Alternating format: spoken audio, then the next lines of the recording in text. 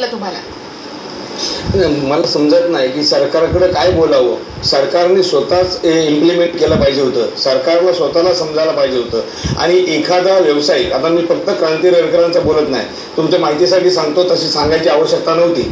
मी स्वतः चित्रपट निर्माता आहे आणि आता क्रांती रेडकरचे वडीलच स्टोरी कंप्लीट करून माझे चित्रपटचं डायरेक्शन करणार आहेत. जून 14 मी फ्लोरवर निघतो. त्यामुळं मला यातल्या गोष्टी चांगल्या माहिती आहेत. आता एखाद्याला काय त्रास होतो, तो त्रास तिथे सॉल्व्ह करायचा का परत चर्चेमध्ये वेळ घालवायचा? काकण चित्रपट रिलीज झालेला आहे, मग आता आम्ही काय 6 महिने वाट बघायची? सरकारचा नियम काय होतो? नाही, रिझल्ट ओरिएंटेड पाहिजे. आणि हे जे तुम्ही म्हणताय ना, बीजेपीचं आम्ही पाहिलंय ना, हे फक्त चांगली भाषा वापरतात, बोलतात, भाषण करतात आणि नंतर विसरून जातात. लक्षात घ्या, हे मला मान्य नाही.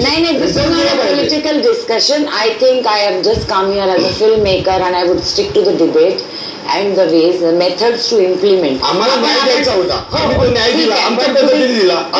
Please BJP versus MNS please माझी रिक्वेस्ट आहे. छोट्याशा ब्रेकची.